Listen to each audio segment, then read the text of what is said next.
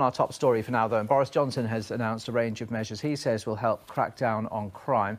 He's set to create 10,000 new prison places in England and Wales and increase stop and search powers for officers in an effort to tackle knife crime.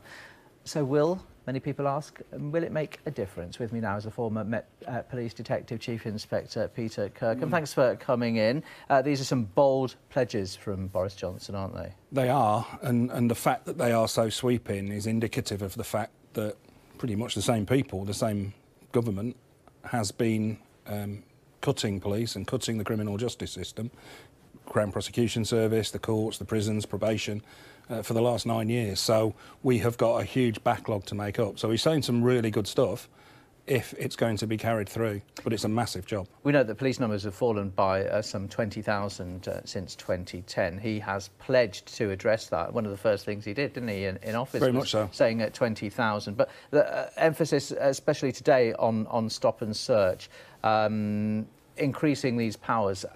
I'm right in saying, aren't I, they're in 7 areas at the moment which are perceived to have the highest levels of crime. But the proposal is now to extend them across the whole of England and Wales. Yeah, what we've got is a return, really, to what the law was when it was passed in 1994. What changed was Theresa May decided she didn't like stop and search and told the police to stop doing it, basically, in 2013, 2014. And what she did was she put some additional constraints on what the law allowed. She raised the authority level, she reduced the period it could be done for, she reduced or raised the bar in terms of what the officers authorising the use of the power had to have. And the day after she announced she was going, Sajid Javid announced a pilot in 7 areas, basically putting it back to where we were when the law was written and where we'd been all the way up to 2013. This is now extending that across the whole country, I understand. What's the threshold then? It needed a senior officer to sanction the stop and search previously. Is that not the case anymore under these proposals? No, it's a little bit of a red herring, really. There's 2 types of stop and search. The basic stop and search for a variety of reasons, drugs or weapons or firearms or whatever, where officers need individual reasonable grounds to suspect the person of having those items. And that has continued unchanged since it was invented in 1984 in the Police and Criminal Evidence Act. This second power is a special power for use around really serious violence. And it's very restricted. It only applies for a few hours. And it just allows in the immediate aftermath, or in the case of intelligence there's going to be serious violence in the run-up to that incident, it allows police to search without individual suspicion. So anybody in that area, in that very restricted period of time, can be stop searched. But of course officers don't want to waste their time stop searching people that probably aren't going to be involved in the suspected violence of whatever sort it is. So they'll look at the demographic of those involved. So if it's around football fans, they'll be looking at football fans to use the Section 60 power on. If it's around Notting Hill Carnival, they'll be looking at the demographic of people likely to be heading to that carnival, not people that are obviously doing their Saturday shopping.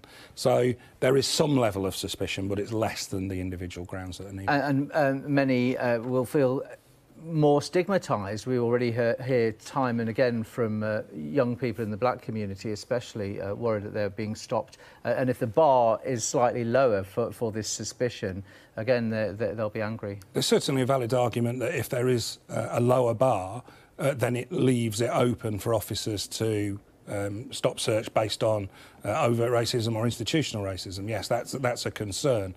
But it's misrepresented that just because the statistics are higher in relation to minority ethnic groups stop searched under Section 60, certainly in London, that's racism.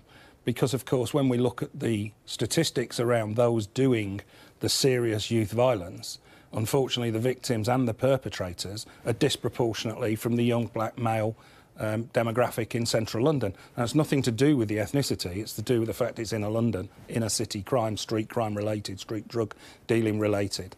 But of course, if they're involved in that, and then the Section 60 orders are put in place in relation to those incidents, plainly that demographic is going to be more highly represented in the stop searches done as a result.